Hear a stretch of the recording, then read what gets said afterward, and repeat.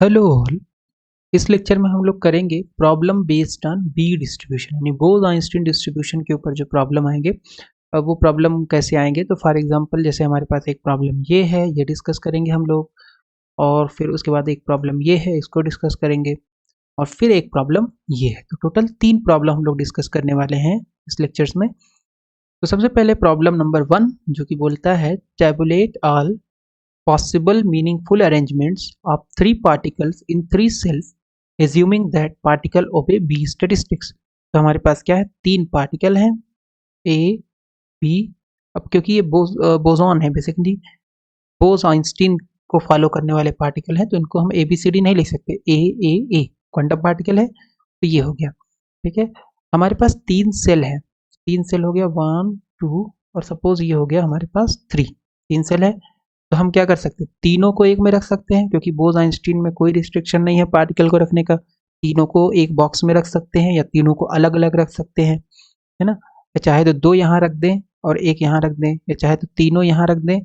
इन सब में कुछ नहीं रखा जाएगा, हो सकता है हम ये एक यहाँ रखें, एक यहाँ रखें, एक यहाँ रखें। तो टोटल कितने कन्फिग्रेशन बनेंगे अगर उसको डिस्कस किया जाए, तो अगर 3 पार्टिकल इन 1 सेल है तो हम लोगों ने क्या किया, इधर मैक्रो स्टेट डाल दिया, इधर सेल 1 यानी box 1, cell 2 box 2, cell 3 box 3 है। तो पहले बॉक्स में हम क्या कर सकते हैं, 3 पार्टिकल रख सकते हैं। तो 3 particle in 1 cell, macro state क्या हो गया आपके पास, कंडीशन हमने लगा दी कि सपोज 3 पार्टिकल एक सेल में है। इसी तरीके से हम कंडीशन लगा सकते हैं 2 पार्टिकल एक सेल में है। इसी तरीके से हम कंडीशन लगा सकते हैं 1 पार्टिकल एक सेल में है। तो अगर 3 पार्टिकल एक सेल में होंगे तो हो सकता है 3 सेल 1 में हो, इनमें सब में 0 हो। सेल 1 में 0 हो, इसमें 3 आ जाए और इसमें 0 हो, है ना, क्योंकि 3 ही पार्टिकल है। इसमें 0 होगा, इसमें 0 होगा, सेल 2 में हो सकता है 3 इसमें आ जाए। तो टोटल 3 पार्टिकल अगर एक सेल में है तो टोटल कितने अरेंजमेंट बनेंगे, 1, ये हो गया 1 अरेंजमेंट, ये हो गया 2 अरेंजमेंट, ये हो गया 3 अरेंजमेंट। तो टोटल 3 अरेंजमेंट बनेंगे। और अगर हम बोल दें कि सपोज 2 पार्टिकल इन 1 सेल है, तो 2 पार्टिकल इन 1 सेल हो सकता है 2 इसमें हो, एक इसमें हो सकता है 2 इसमें हो, एक इसमें हो, है ना। फिर एक इसमें है, 2 इसमें है, एक इसमें और 2 इसमें। फिर इसमें 0, इसमें 0, सेल 1 में कोई पार्टिकल नहीं, और इसमें इतना, इसमें इतना, और ये इसमें और ये इसमें 1। ठीक है, तो 2 पार्टिकल अगर हमारे पास एक सेल में हो तो उसके लिए हमारे पास जो मैक्रो स्टेट है कि 2 पार्टिकल 1 सेल में, तो माइक्रो स्टेट टोटल कितने बनेंगे, 6 बनेंगे। ठीक, तो इसको हम लोग करके भी देख सकते हैं। सो बेसिकली सबसे पहले इसको हम रखेंगे, इसको फिक्स कर लेते हैं, है ना। इसको फिक्स करेंगे और इसको रोटेट कराएंगे, तो या यहाँ हो सकता है या इस वाले सेल में हो सकता है। ठीक है, फिर हमने क्या किया, इसको यहाँ से शिफ्ट कराया, तो ये हमारे पास आ गया। अब हम इसको दोनों को यहाँ रख सकते हैं, तो ये कॉम्बिनेशन हो जाएगा कि एक बार हम इसको सेल 1 में रखें तो यहाँ पे 2 रख सकते हैं और यहाँ पे 2 रख सकते हैं। ठीक है, ये हो गया। ओके, फिर हम लोग क्या कर सकते हैं, पहले सेल में एक भी पार्टिकल ना रखें। मतलब हमने क्या किया, पहली बार 2 रखा, तो एक इसमें एक इसमें, फिर हमने क्या किया, एक रखा इसमें, 2 इसमें और 2 या तो इसमें आएगा। फिर इसमें एक में एक भी बार नहीं रखोगे क्योंकि 2 पार्टिकल एक सेल में होने चाहिए। तो होगा क्या, ए इसमें रख देंगे, ए इसमें, ए इसमें और ए इसमें, मतलब एक इसमें तो 2 इसमें रखना पड़ेगा, 2 इसमें तो एक में, तो टोटल 6 कन्फिग्रेशन आएंगे जब 2 पार्टिकल एक सेल में हो। Macro state cell 1, cell 2, cell 3। Macro state क्या है कि सेल 1 पार्टिकल 1 सेल में, तो 1 पार्टिकल 1 सेल में अगर आपके पास हो गए तो कैसे होंगे, 1 पार्टिकल 1 सेल में तो हमारे पास एक ही तरीका है कि हम सेल 1 में एक रख दें, सेल 2 में एक रख दें और सेल 3 में एक रख दें। ठीक है, तो एक ही तरीका है, इसके अलावा कौन सा तरीका होगा। ओके, तो टोटल कितने माइक्रो स्टेट होंगे, मैक्रो स्टेट हमारे पास है 3, एम ए मैक्रो स्टेट। तो 1 हो गया कि 3 पार्टिकल एक बॉक्स में हो, 2 हो गया कि 2 पार्टिकल एक बॉक्स में हो, और 1 पार्टिकल इन 1 में, ये मैक्रो स्टेट हो गए। और मैक्रो स्टेट के करस्पॉन्डिंग माइक्रो कितना है, तो ये मैक्रो स्टेट हो गया, इसके करस्पॉन्डिंग 3 माइक्रो स्टेट है। ये मैक्रो स्टेट हो गया, इसके करस्पॉन्डिंग 6 है। और ये मैक्रो स्टेट हो, इसके करस्पॉन्डिंग 1 है। तो मोस्ट प्रोबेबल कौन सा होगा, दिस वन, है ना, क्योंकि माइक्रो स्टेट जिसका सबसे ज्यादा होगा वही मैक्रो स्टेट मोस्ट प्रोबेबल होगा। Two bosons are distributed into 2 compartments. The first compartment is divided into 3 cells. Okay. तो हमारे पास एक बड़ा सा बॉक्स है, उसको हमने 2 कंपार्टमेंट में डिवाइड कर दिया, जिसमें से कि पहला कंपार्टमेंट जो है वो 3 सेल्स में डिवाइडेड, इसका मतलब G1 बराबर 3। G1 बराबर कितना हो गया 3, and the second compartment is divided into 4 cells, इसका मतलब G2 बराबर हो गया 4। सेकेंड कितने में डिवाइडेड है 4 में डिवाइडेड है। Calculate the thermodynamic probability of macro state 5,0। तो N1 यहाँ हमें पता चल गया है 5 है, मतलब पहले कंपार्टमेंट 5 पार्टिकल और दूसरे में 0 हो, ठीक है। तो हम इसको कर लेंगे, हमारे पास N1 बराबर हो गया 5, N2 बराबर 0 हो गया, दूसरे कंपार्टमेंट कोई पार्टिकल नहीं। पहले कंपार्टमेंट में जो सेल्स की संख्या है वो है 3, दूसरे कंपार्टमेंट में सेल्स की संख्या है 4।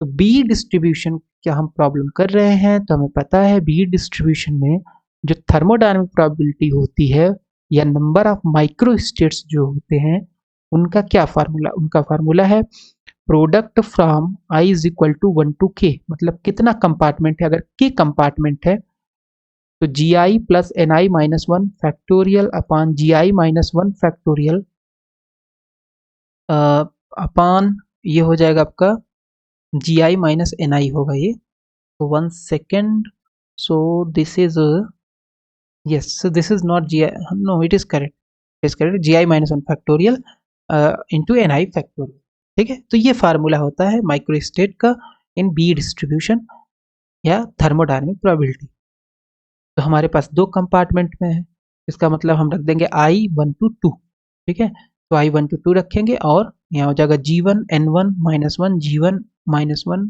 N1 और सबका फैक्टोरियल, फिर G2 N2 G2 N2 G2 N2 G2 N2 हो जाएगा, राइट। 2 ही कंपार्टमेंट है, G1 की वैल्यू 3 है, G2 की वैल्यू 4 है, N1 की वैल्यू 5 है, N2 की वैल्यू 0 है, रख देंगे और हम डायरेक्ट फार्मूला से कैलकुलेट कर लेंगे कि 5,0 की जो माइक्रो स्टेट या थर्मोडायनेमिक प्रोबेबिलिटी होगी वो कितनी होगी, ठीक है। तो इसको यहाँ पे भी हम लोग कर लेते हैं अलग से, 1 सेकेंड। तो हमारे पास क्या है, सपोज ये हमारे पास एक बड़ा सा बॉक्स है, इसमें 2 कंपार्टमेंट, पहले कंपार्टमेंट में 3 सेल है, तो सपोज 1 2 3 सेल हो गया।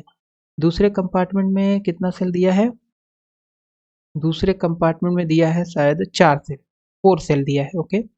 इसमें 4 सेल है, तो 1 2 3 4, ठीक है। तो यहाँ पे ये बोल रहे हैं कि हमें निकालना है 5,0 के लिए माइक्रोस्टेट, मतलब कि ये जो कंपार्टमेंट है जिसमें 3 सेल है उसमें 5 पार्टिकल हो और इस वाले में कोई भी पार्टिकल ना हो। तो हमारे पास फार्मूला क्या है, फार्मूला है I is equal to 1 to K G I minus N I plus 1 upon G I minus 1 factorial N I factorial. एक बार इसको चेक कर लेंगे हम लोग कि फार्मूला हमने सही लिखा है कि नहीं बी डिस्ट्रीब्यूशन का। 1 second, yes it is correct, G I minus N I plus 1, G I minus G I plus N I है, G I plus N I है और ये है -1, कितना हो गया। तो क्योंकि हमारे पास 2 कंपार्टमेंट में है तो इसका मतलब k बराबर हो गया 2 और यहाँ रख देंगे तो ये हो जाएगा I is equal to 1 to 2 G I plus N I minus 1 factorial upon ये हो जाएगा G I minus 1 factorial N I factorial, ठीक है। तो I इज इक्वल टू 1 रखेंगे तो G1 प्लस N1, मतलब इस प्रोडक्ट का जो सिंबल इसको एक्सपेंड करेंगे -1 factorial upon G1 minus 1 factorial N1 factorial into I is equal to 2 रखेंगे G2 plus N2 minus 1 factorial upon G2 minus 1 factorial into factorial, ये आ गया।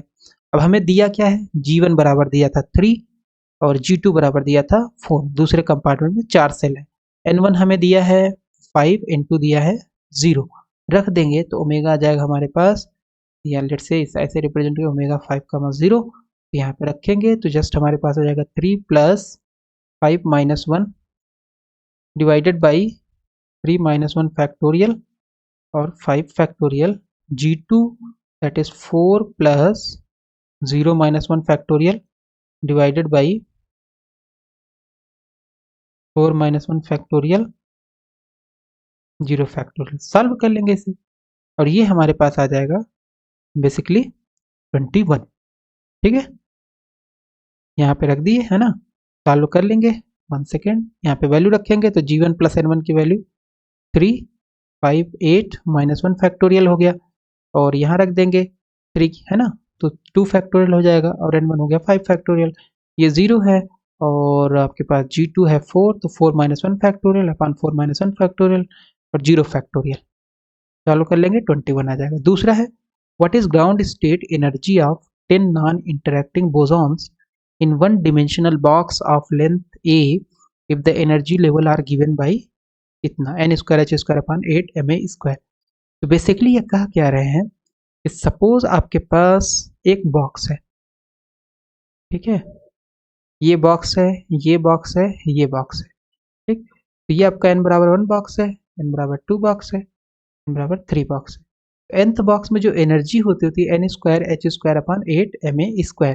n बराबर 1 रखेंगे तो E1 मिल जाएगा, n बराबर 2 रखेंगे E2 मिलेगा, n बराबर 3 रखेंगे E3 मिलेगा। आपके पास 10 बोसॉन्स है, 10 बोसॉन्स है आपके पास।